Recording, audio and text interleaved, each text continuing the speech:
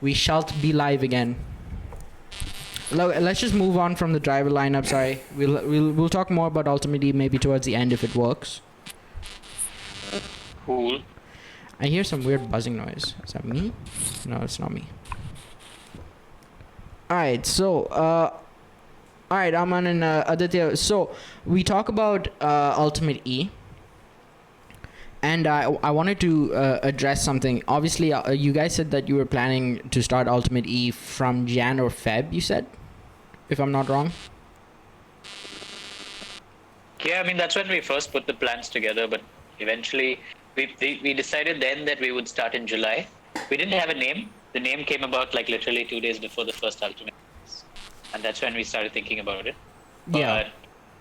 honestly, the whole thing came together really quickly. Like literally 2 days after we said, let's do something online, we were on with the first race weekend. You know it because we called you, the first person we called was. Yeah. And we didn't have any time to plan. While we were talking to you on one WhatsApp group, we were coming up with the name on another WhatsApp group. And, so it was a lot happening in so little time. Yeah, I mean, from there, from that weekend, it was a lot of fun. The first weekend was a lot of fun.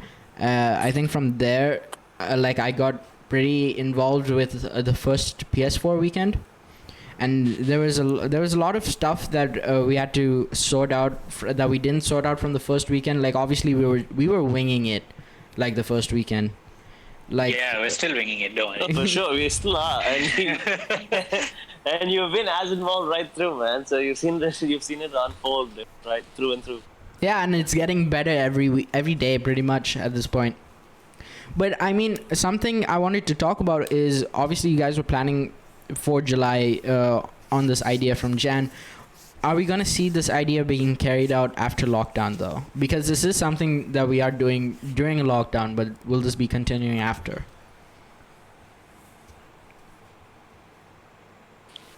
Yeah, I mean, yeah, for sure. Yeah. It's something that we're going to extend. In many ways, it is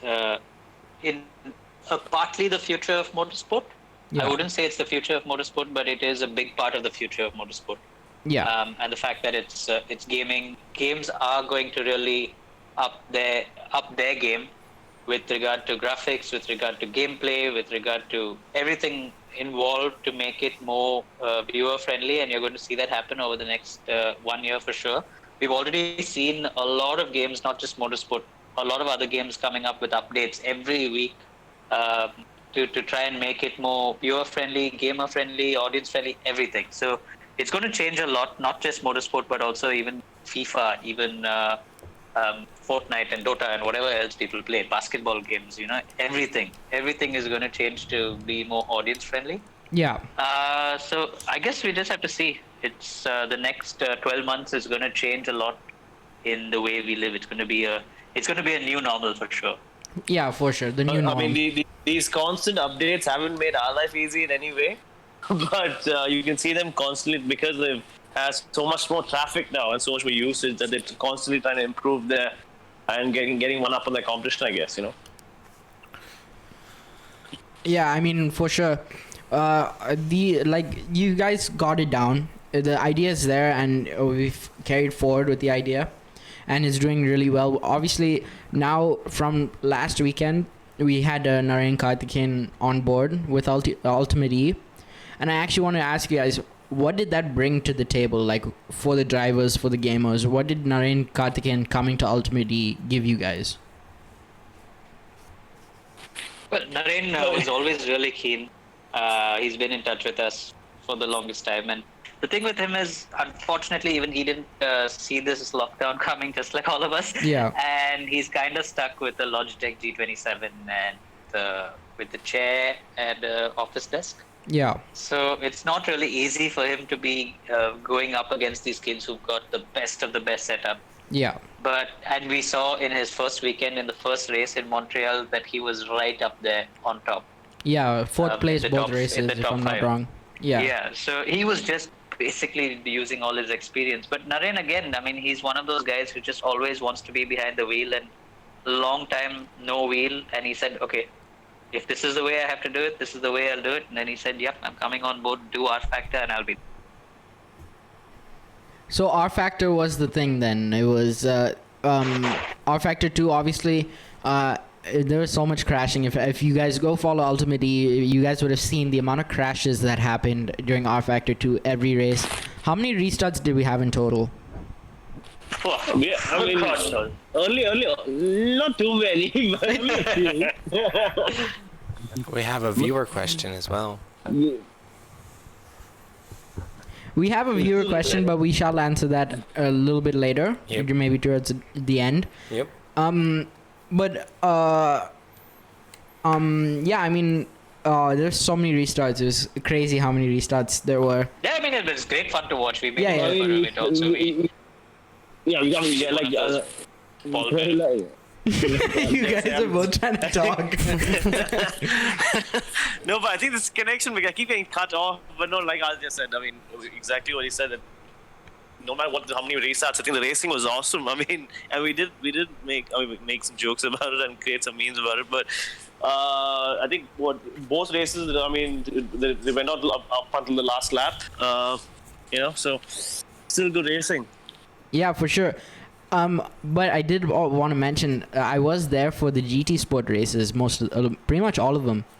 What did you guys think about the GT Sport races? I mean, we had a really, really close lineup for that with the GT Sport races, and it was really, really close racing. I think all of us had a little crush on Ravi in one of the races in the first day, because every time he got on board on top in top 3, we always had to mention it.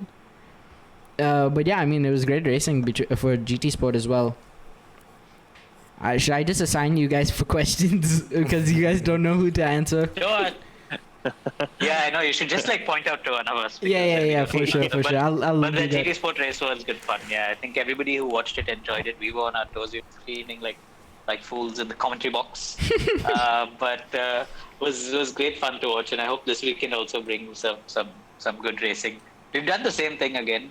We've done a qualifier online. We've taken the top 3 from last week who automatically make it through, and then we're taking 7 qualifiers through the time trials this week. Tomorrow and day after are the races, so let's see. It should be fun. To further talk about how exciting it was, my dog came running to my room. Oh yeah. During the GT Sport race, wondering what the hell is going on. To further the topic of esports, one of the viewers in our chat box has asked, what does the future of esports look like in India for the next 5 years? Sorry, what is the future of esports? Of esports of esports in India in general, or is more sport specific? They've just stated what does the future of esports look like in India for the next 5 years? I'm sure they meant racing. Yeah, the racing. Yeah, probably games. Racing. Yeah, they said racing. I mean, we'll answer from a racing perspective. Yeah, at least in terms of motorsport. I mean, I can start now, so you can take over later. No, We forgot to assign. Sorry. No, but at least in motorsport, in the last 1.5 years that we've got into esports, we've seen a big following, and also in general, I mean, the amount of I hadn't realized. I didn't know you guys were existing in terms of how involved you all were, and time you all spent on the Sims and taking part in various competitions online. Yeah. And the level of talent also that we found through esports. And the main thing is it's just creating accessibility to a sport that's always been niche. So what esports does is breaks that barrier and helps make motorsport accessible to the larger numbers, and just increase its bandwidth in a country like India especially. So it's definitely going to grow. Definitely, yeah. I can see it growing tenfold, and I think competitions like based on Ultimate and things like that enhances that, right? Yeah. And giving gamers the opportunity to race against well-established racing drivers that they never had the opportunity to before. So again, it's creating that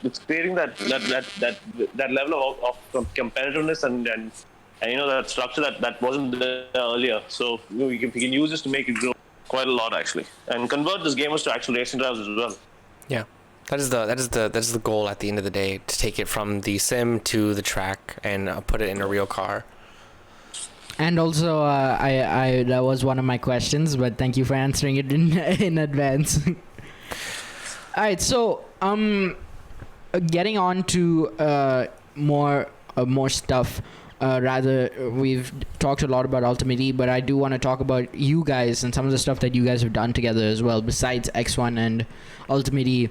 And one of that, I was going through YouTube, and this is when my whole racing phase was on.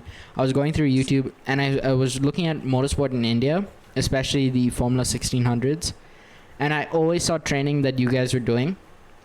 And it always brought me one question, and that was when you guys were doing the 1600s, training for the 1600s, what were some of the stuff that you brought from international racing? How did you incorporate that into the training program? And let's say well, Aditya, let Aditya answer this, I guess. Yeah. yeah. I mean, basically, most of our experience in the last 10 years plus has been in. And it's kind of really made us the drivers that we are. So everything literally that goes into training and coaching these kids comes from that experience. Not just the way you drive on track, but the way you behave off track. Right from putting down a schedule for the kids, right from putting down the plan for the day, to the data discussion, to really how they go about driver meetings with engineers, to being on time for debriefings and briefings and race briefings, everything really. There's a lot of professionalism involved in motorsport, and we want to impart that to the kids. So it's not just about teaching them how to drive fast on the track, but overall molding them to be a race driver. And like I said, it all comes from our international. Yeah, and obviously you guys have had a huge, as I said, you guys have a huge portfolio. And yeah, a lot of the portfolio is you guys have a lot of international racing experience. And is it safe to say you guys are experienced drivers at this point? Yeah, drivers. Yeah, so that's what we do. What kind of we're professionals at that, Dylan. So I'm guessing that we would be. But no, we've been racing drivers for 16 years now, 15 years. So yeah, we should be. All right, so a couple more questions I did have is when you guys, I don't know if I haven't really checked if you guys have, but I mean, this is motorsport. I'm pretty sure you guys have had a mechanical failure for sure, right? And it's one thing I wanted to ask you guys is when you have a mechanical failure, and especially when you're fighting for points or for pole and podium positions, how did you guys cope with that? Because obviously it's a very unfortunate thing. It's of course some of it you can't control, and so if you guys have ever had that where you were fighting for points in pole or podium positions and you had a mechanical failure? I guess everybody has a a different way of dealing with it. Yeah, I think Arman can maybe first go with how he deals with it, and then I can go with how I deal with it. Yeah. But every race driver has a different way of dealing with failure. I mean, yeah, over the course of time, you go through various whether it's mechanical or whether, because again, motorsport, you as a driver are prone to mistakes.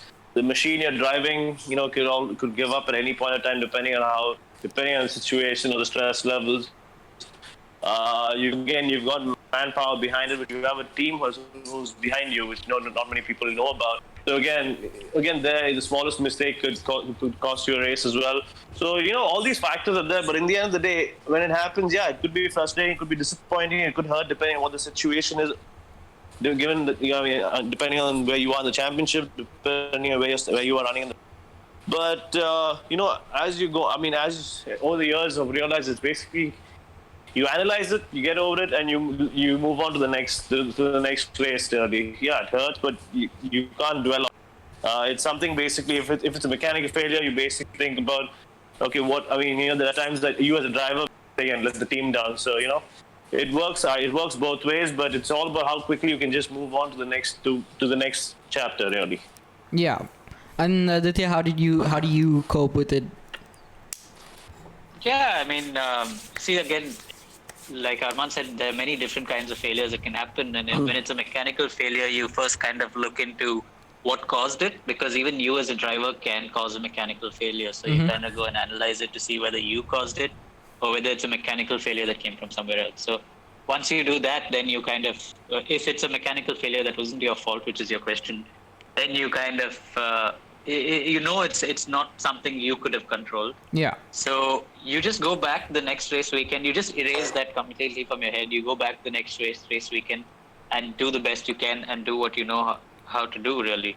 But if it's a mechanical failure that you did cause, then you go back a bit more cautious the next weekend, knowing in the back of your mind that, look, I caused this, and I know what I can do differently to avoid causing that.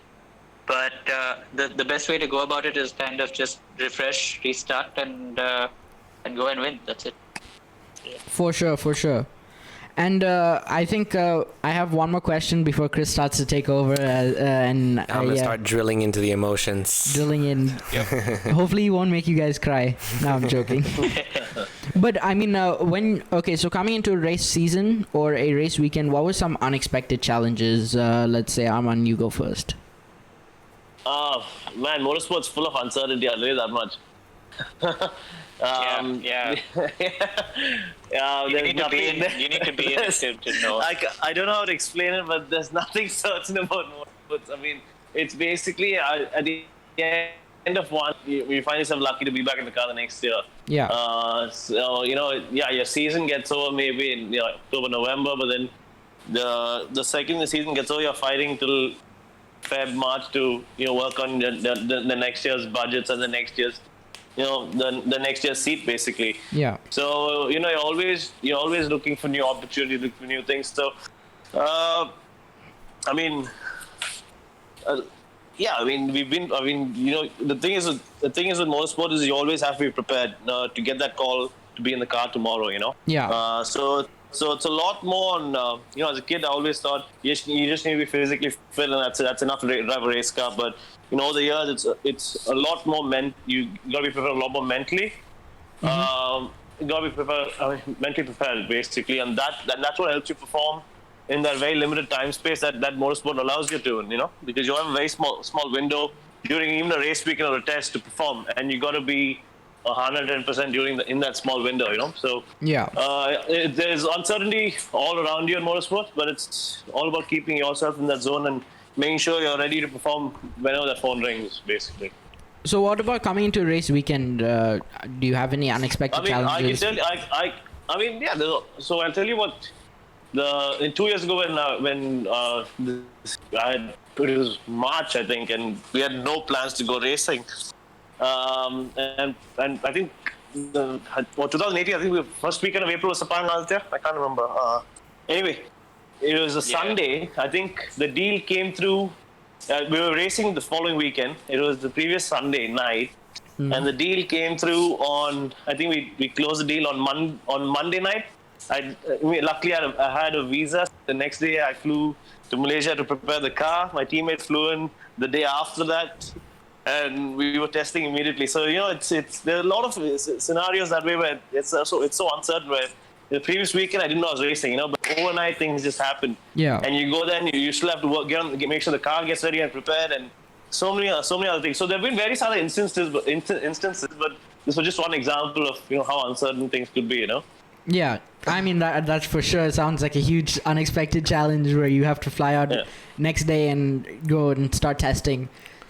Yeah, I mean that week, the first weekend we finished first weekend racing together, and we finished second. So, I guess that hard work, that week was stressful, but in the end of the week, it paid off. Yeah. So, and that was worth every bit of it. Aditya, what about you? Any unexpected? I would say race weekend, because race season. I feel like it is the uncertainty of not having a seat. Coming into the next season, and you do have to give your 110%. But what about coming into a race weekend? What were some unexpected challenges you might have faced? Plenty, really. Like Arman said, you always have to expect the unexpected going into a race weekend. Yeah. And everything can seem to be going perfectly fine. You get there, you get through practice, you probably get through qualifying, and even before you get out onto the racetrack for the race, something can happen. So once for me, really. There was one race in the LMS Cup a couple of years ago, and I was really quick that weekend. And it was the last weekend of the year, so I wanted to get some good results. Yeah. Qualifying, the car just for some reason kept slowing down, didn't perform, and the engine blew. And so I had to park the car on the side. The race was literally 2 hours afterwards. Okay. Yeah. And so no, sorry, I'm mistaken. In practice, the car didn't perform, and I had to park on the side. Second practice, and I was quick in first practice. Okay. So it was quite a shitty feeling. And then qualifying, we managed to somehow get the car ready. I don't know how. The cars were leaving the pit lane, and they just managed to get my car ready as well, just in time. They've changed an engine, a V10 engine, in 2 hours. They pulled an engine out, put a new engine in, same gearbox in 2 hours. They managed to do that. I don't know how. But I somehow managed to qualify second on the grid. I got disqualified from qualifying because the ride height was 1 millimeter too low on one side. So that again was quite shit, put me at the back of the grid. Got the fastest lap in that race, so it put me on pole position for the next race. And I won the next race. So eventually, after all that, I ended up coming out of a race weekend with a win. So it's you never know, right? It's at one point something unexpected happens, makes you feel like shit, but at the end of the weekend, it's one of the best weekends you've had. For sure. Yeah, I mean, I did I mean, coming into practice and like qualifying, you can't. When you have those instances where your car engine blows out and you have you're like pressed for time. 2 hours to change an engine is a really short time. It was unbelievable how they did. And hats off to those guys. Yeah, I'm sure. Yeah, give a shout out to the LMS Audi, if I'm not wrong. Yeah, it was Saudi. Big shout out.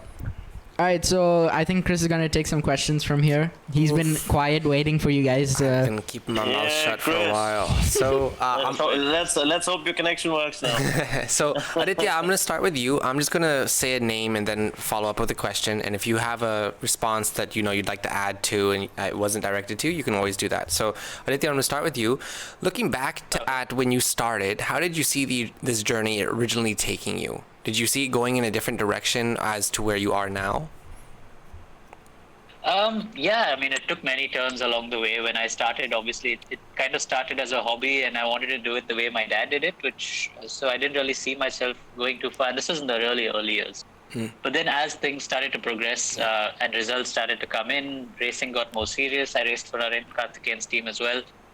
That's when I kind of decided that maybe it would be interesting and possible to take this forward. I had sponsors from JK, Speed, Amaron, so I could go international. And then on your mind as a kid, you've got Formula One, you're driving single seaters, you're going international.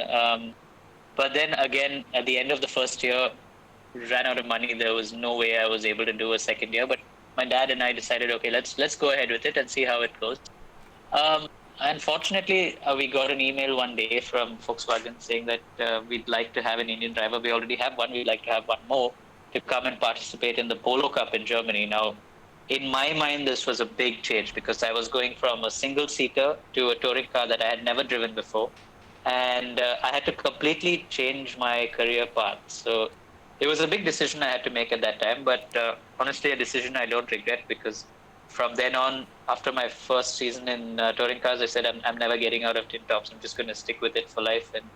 And then from Volkswagen, moved on to Audi, raced in multiple championships, Europe and Asia, multiple teams, teammates, some great results along the way. So there's been a lot of turns in the journey, but absolutely enjoyed it. Okay. So, Arman, if you think about another person in the same situation as you were when you started, given what you know now, what advice would you give to them?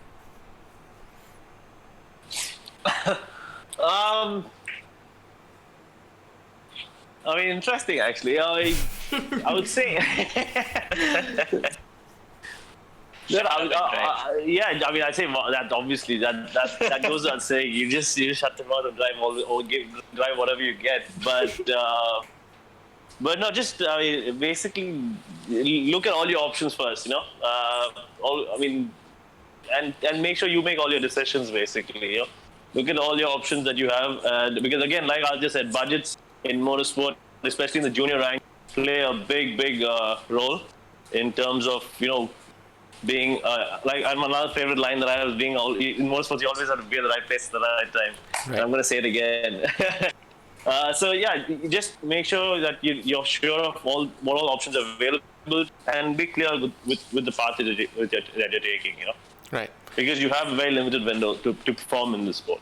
So you would say that be very careful with the decisions you make, because that decides the path that you continue on. Yeah, 100%. Okay. So as another question for you, Arman, if you were going to start this over again, what 3 things would you do differently? I mean, honestly, I've been able to race in a lot of great championships, and somehow the other, at the end of the year, my dad and we've always managed to pull together the required budgets and the sponsorships and go racing. So, I mean, to be honest, I don't know what I'll do differently, but I'll just shut up and go, just get the mic and maybe try and get even better results than I already have. But yeah. Okay. So, Aditya, if you weren't doing this... I don't know if he's here. Aditya, can you hear? Is he here?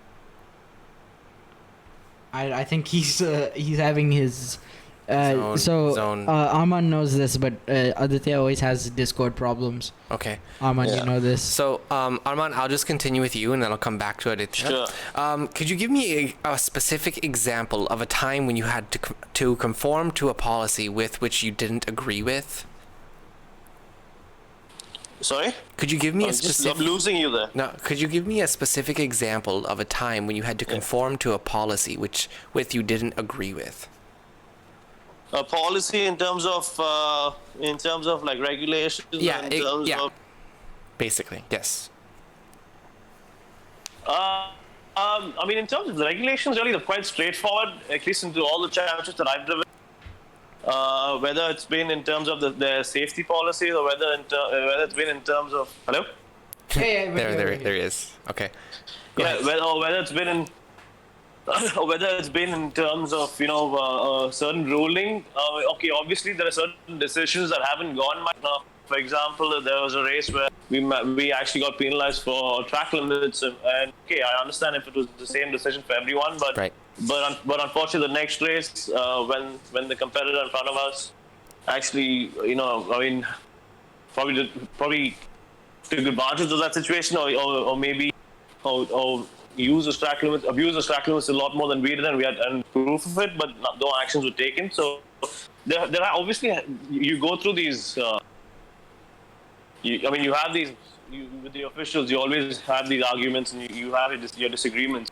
But in the end, on the overall point, if you look at it on the overall scale, there's nothing at a mass level really.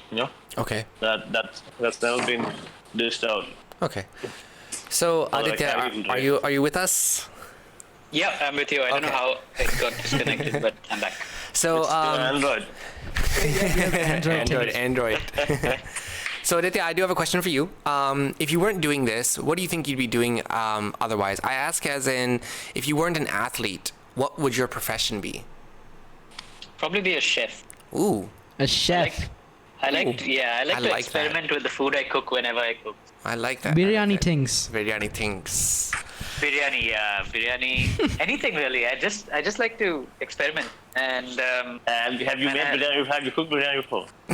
Yeah, I just ate biryani for dinner. I just cooked it. That's not my question. I have multiple times. But yeah, chef. My answer would be chef. So awesome. That chef. He's a foodie. At the end of the day, that's what we can say. Doesn't look like one, lucky burger. But something else. So I have look like one in the lockdown, but then I have to do something about it. So I have a question for you both, and it's 2 different questions. Aditya, you can take the first answer, and then Arman, you can answer secondly. The first question is, have you ever gone against a team decision, whether it benefited the team or not? Have you ever gone against a team decision? Yes. Whether as a driver, have you ever gone against a team decision that has either benefited or not benefited the team? Yeah, I have done it once, and in fact, the team wasn't happy, but in the end, it benefited myself and my teammate. My engineer also was happy, but the rest of the team wasn't. Okay. Mainly because now this was during a race in Shanghai. It was raining really heavily, very important GT race a couple of years ago. We really needed a good result, and the full course yellow came out, and the pit window had just opened. It was kind of opening on that lap. There was a car in front of us from my team, and the guy asked for permission to go in the pits, and the team said no. So then that would mean that they would also have to tell us no, which they did. They said no, stay on track for this lap, but I didn't listen.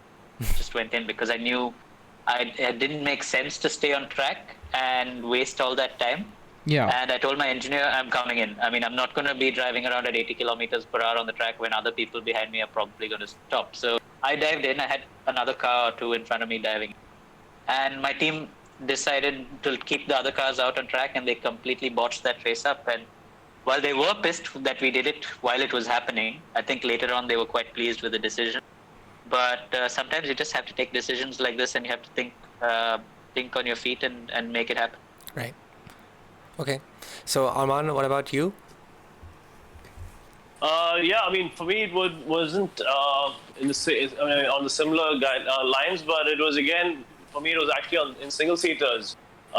This is before I started racing GTs, and this was basically it was a wet to dry race, and again it's basically where where we were under safety car. The safety car had come out, and either you had to pit or you had to stay out. Now the team didn't want to double stack us, and they thought that my teammate was in a different tire strategy basically. So again, instead of staying out and losing basically all the ground and being at the back, what I did was I pitted, and even though I pitted, but we lost a lot of time. But eventually, in the end of it, I ended up finishing in the top 8. I think that my second GP2 race. Okay. So for me, it was big validation. Yeah. But again, because they were not prepared with the right. I mean, what happened is his crew had to do my pit stop. So Okay. so in that perspective, they weren't really happy with it. But for me, it didn't make a difference really. Yeah. Well, both of you have made a decision that benefited the team at the end, so that's good on both of your parts. It benefited us. But yeah, overall the team gained as well. I do have a side question about that. Whenever you have a decision or like that where you can go against a team's decision where you think you'll do better if you go against it and go against what they suggest, what happens after? Whether you get a good performance or not, do they note that somewhere, or do they talk about it? Do you have a chat with someone about it? Like, you got to start listening to the calls. I mean, getting a good result helps. Yeah. Yeah, I mean, the moment the result's good, everything's just like, oh, great job. I mean, good decision, guys. It swings the decision in your favor and the result going well. So it's like gambling essentially, right? Like you gamble on the pit stop. If you don't do well, you're gonna get shit on by the team. If not, for not listening to call. You just gotta follow your instinct and just be sure about yourself. Yeah. And then as long as you can back yourself up, you. Right. So, Arman, I'm going to start with you for this question. If a fan meets you in the garage, they might have a brief moment with you. So, between an autograph, a selfie, or a quick comment, what is your best advice and the best way to maximize that interaction? What is the best way so it doesn't take up too much of your time, but you also are not being rude, but you're also complying with the fans' wishes and everything. What is the best way that our viewers can go about meeting their idols such as you and Aditya? Because I'm sure there has been times that especially in India where a lot of people are used to be allowed on the track. Now that of course the regulations have changed, it's very strict now, but it got to a point where just going into the garage became very easy, so a lot of people could just walk up to you. So in your experience, what would you say is the best way to go about not wasting the driver's time or the fans' time? Like, what is the best way to go about that interaction? I mean, it depends. It depends really. I mean, like we generally have a decent amount of time post our debriefs and things like that and sessions. And I'm happy to interact with someone who's interested. I mean, if a fan is interested or intrigued with the sport, basically, or if it's an up and coming budding racing driver who's there to to learn from someone else, a question or a small a light conversation would benefit all, and that would be something. Obviously, a picture or an autograph thing, but even a chat, if not at that moment, but sometime later, I would be happy to catch up with them and have a chat. Right.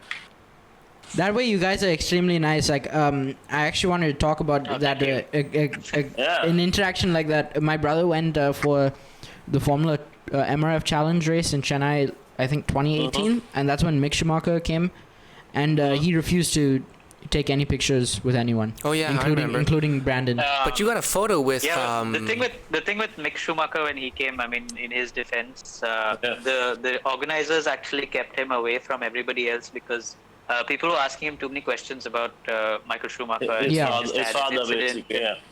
And so they didn't want that to bother him, so they just kept literally everybody away, not just the media, but everybody away from him, so that these questions wouldn't pop up. So I mean, the poor guy. I'm sure he's a nice guy. Otherwise, I'm happy to take pictures with people. Fair enough. I can't argue with that. So I don't know who to direct this question to, but I'm going to ask it, and whoever wants to answer with their best situation can go forward with that. Has there ever been a time where you've had a sketchy situation with your safety equipment? And also, what were you thinking in the back of your mind when you started the car and you knew that there was a problem? I mean, they both have their own situations. I mean, sketchy. When I'm trying to think. Apart from when I started racing in India, we have in go-karts and in racing, we used to have fuel all over us. But no, but I think what he meant by like safety equipment, I'm pretty sure he meant like fireproof suits not being real. And I actually have a you guys know David Ryan.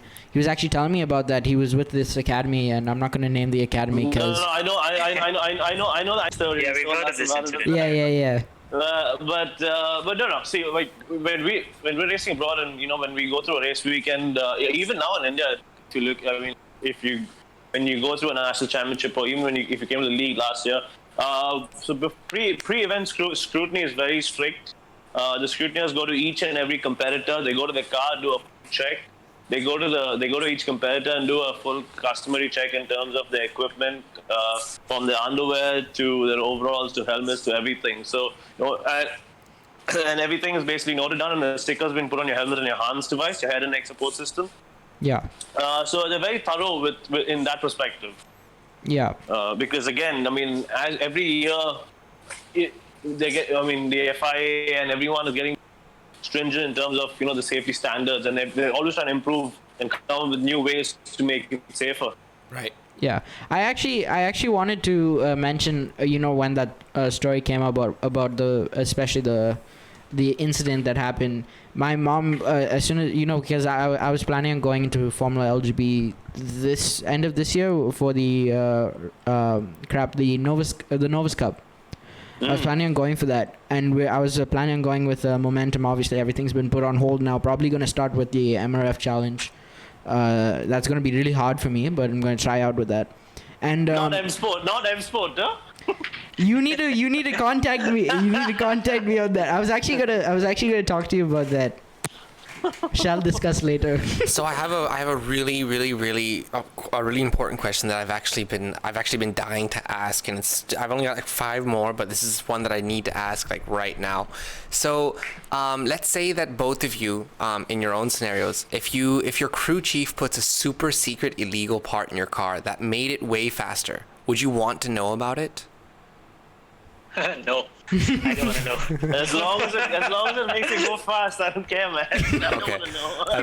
That was not the answer I was expecting, but I'll take it. So, just moving on, since we're nearing the 11:30 mark and we've lost a lot of time. What is a food that you would not recommend eating right before a race? And are you speaking with personal experience with this recommendation? Biryani. Yeah. Mutton biryani. Very fitting. Very fitting. For me, biryani is fine. I think I once had a steak. I would recommend. A steak? Actually, You're telling me I can't have steak right before? That's like the one thing I would have. It's very heavy, bro. I mean, it didn't really digest. So Okay. it came up quite high up, but luckily it started raining, so I feel like you said this in the interview, like with your I did, interview. yeah, I Yeah, did. yeah. Okay, yeah, this was in the, and I'd eaten a steak and I didn't realize it would affect.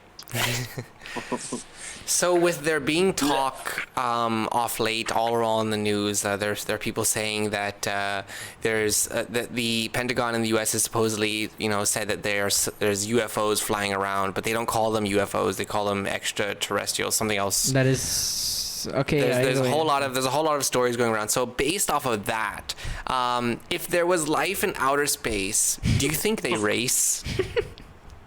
Of course, haven't you heard of this? The space GP? Oof. The Space GP Planet to planet. streamed on Sky Sports. Literally, That's Sky it. Sports. So Is that nearing the end of the questions, what do drivers talk about when they're just standing around at driver intros before a race? Sorry, I didn't hear that question. I think the internet cut out once more. It's good that we're almost done. What do drivers talk about when they're just standing around at driver intros before a race? What the plan after the races? What do they have for breakfast? Really, that's it? That's really it? Like, this is all you guys talk about? No, I mean, depends, man. I mean, if you don't drive a parade, it's actually quite light. I mean, it depends. I mean, and a lot of different championships have different. It's not always Formula One like drive a parade that where they take you to the circuit and all the drivers are together.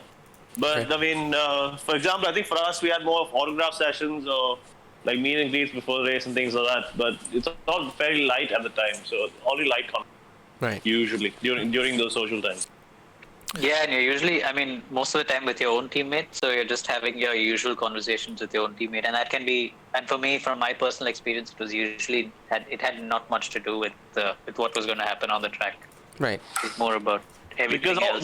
Because all the serious stuff happens in your garage when before or after session, when you plan or you debrief and things like that. After that, you don't want to go on about something.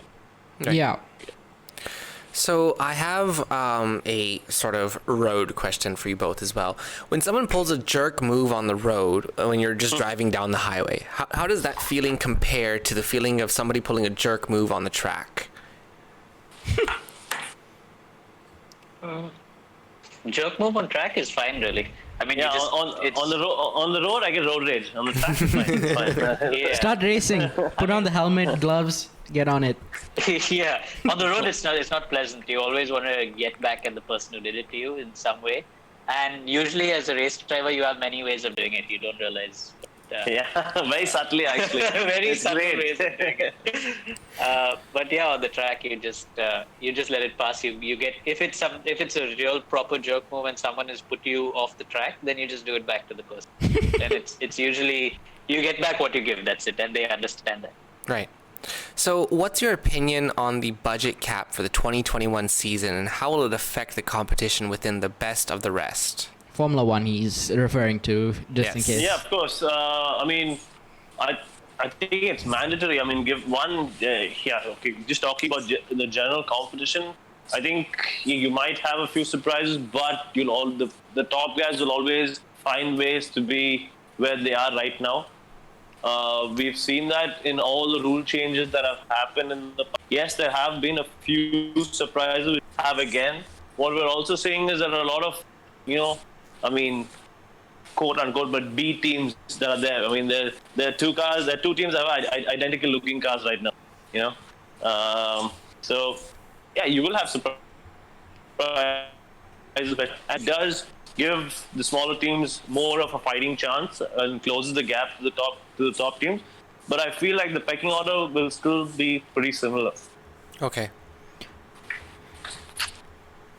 All right, so guys, we're almost closing up to the end, and probably very very soon. And I actually wanted to start a new segment with you guys, and it's a very short segment because I did it very last minute. But if you guys go onto the Discord server that we're on right now, you'll see my Swaggy Dilly account is streaming. And Aditya, I've actually pulled up an image from Instagram. Really, I stalked your Instagram, and I went really down, and I wanted to get some photos, and I wanted you to explain what the photo was. So, you want me to explain this particular image? Yeah, if you could explain. Okay. So this was actually in Suzuka, 2017. It was actually a great year. That one lost the championship by a point, but overall a great year. That weekend, lots of mixed emotions. The first race, this was the second race, but the first race we were leading by a considerable amount, and the tire blew. So that kind of was a big blow to the championship. But this was the second race going into the first corner. I think we were fairly close to the front row. I don't know, where did I start? I think I started third. Yeah, so I started third, and I was already up to the front. Yeah, that's what's happening here. I've got somebody on my inside who was leading the race, and I think continued to lead the race post this picture, and I slotted myself inside. All right. Yeah. So as I said, I wanted to start the segment with you guys first because you guys, as I said, you guys have a huge portfolio, and you guys post like crazy. So I went really, really far down. I only made it to 2017, by the way. It goes down to 2013. Yeah, you didn't. It goes down to 2013. Yeah, you didn't go into deep childhood. If you go into deep childhood, that's dangerous. Very dangerous. I'll no longer be an Ultimate E after that. So Arman, I have a picture from your account also. It's not too far back. Oh wait, no, it's 2013. Never mind. That's a 2010 picture. That's a 2010 picture. Yeah. So can you explain this where this was and? This was at Silverstone. Silverstone. Yeah, this was at Silverstone, the old layout, coming through the S's and then the S's that lead to Bridge, which is non-existent right now. Yeah. But yeah, this is in the Formula 2 car, the FIA Formula 2 car that was 2010. Yeah. And there was 1.6 Audi, the turbo engines there, so they had a lot of torque in them. Yeah. And they were quite tail happy, which was nice actually. But yeah, this was just before the first race weekend. Before the first race weekend, I actually wanted to talk about Silverstone, and this is actually more directed to Aditya than you, Arman. But Aditya, I was going through your Wikipedia. Which, by the way, this is how you guys know that they're famous. They have a Wikipedia, full-on Wikipedia page. But I was going through, and I saw that you had your first pole. I'm not exactly sure.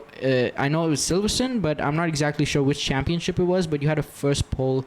If I really search for it, I'll find exactly which first pole. Yeah, I know which one you're talking about. Yeah. It's really funny. Today one of the drivers had posted that, and that particular championship had commented saying, if we're not mistaken, that's Aditya Patel on pole. So it's quite funny that someone posted a video from his point of view, and I think he was sixth or something on the grid. Yeah. And there was chaos. There's a car running into the back of me. There's a car pushing me from the side, and I've got my foot fully on the gas, just not going anywhere. Thinking, now what do I do? That's an Audi for you. I was actually. Sometimes. So It still got me on pole though. So what was that experience like? I mean, I haven't started my racing career yet. Might start with M Sport. Okay, either way, like what was it like to get your first pole? I don't think that was my first pole. I mean, but I think it was my first GT car pole. Before that, I'd been on pole in the Scirocco Cup as well. Right. I think that's what I was like. That's what I was going for. I just didn't know which championship it was. But yeah, the GT. What was that like? It was obviously nice. I didn't expect it because going into that weekend, we had planned an engine change, and then we popped the new engine in, which was a rebuild engine, and it didn't really go very fast. So we had to change the engine all over again in time for qualifying. But this was overnight anyway, so there was enough time to do it. Yeah. And it rained for qualifying, and the Audi is always known for being really quick in the rain. That's why. Yeah, so there was a category called the Super GT, which was basically GT3 cars but with unrestricted ride heights and few other things, which made them usually much quicker. Yeah. But a lot of those cars in that category were the Corvettes and the Ferraris. So when it rains, they don't stand a chance. And, Like it's a shot I at came me into the also. pit.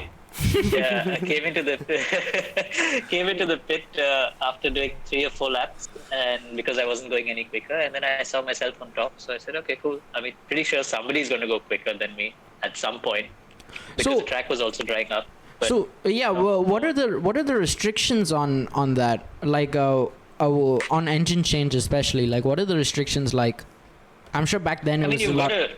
I'm not sure No, exactly. even now, I mean, as you're allowed to take whatever engines you take into the weekend or the team takes into the weekend, they've got to get it scrutineered. Obviously, they have a limit to the number of engines. I think each one probably has a spare engine for a car, Yeah. and it is scrutineered. And if you have to do a change, you have to go and report that you are making a change. Yeah. And it's as simple as that. And then you don't get penalized for changing an engine in case you have to change it, as long as it's been scrutineered before they went. Like F1. Like F1, you have to use an engine for a certain amount of period, and especially when you have an engine, when your engine blows out, you can get penalties for changing. Formula One's a Right? bit different, where they give you a Formula's certain different.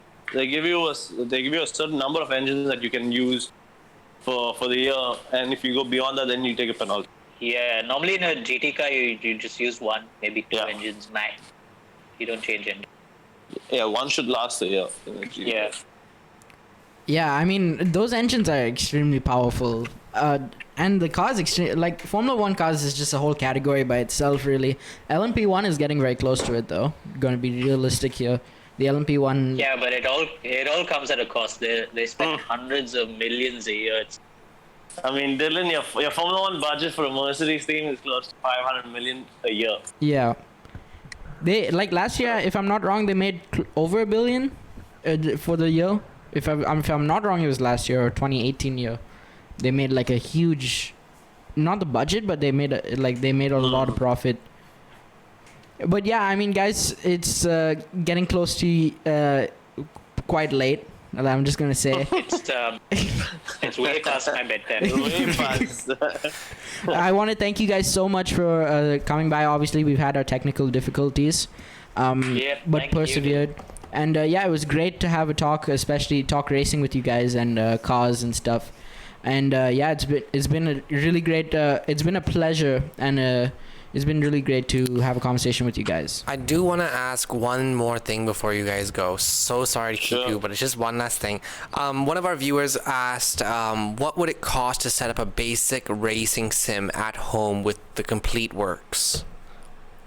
With complete works. As in pedals. I mean, we've seen that, like if you take what we did last year, basically, where you have a general jig with your seat and proper mold with the steering and pedals, and you can even add a screen to that.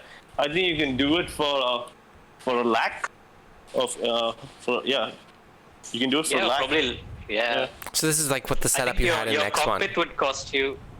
Yeah, your cockpit would cost you about 40,000 ish. Your Okay. Yeah. PlayStation will cost you another 20. 40,000? 10. Yeah. Why so? Oh, no, it's not 40,000. I don't Now think you so. get them for about 25. I think you get like a base. I mean, it depends on the model. So we're saying around a lakh.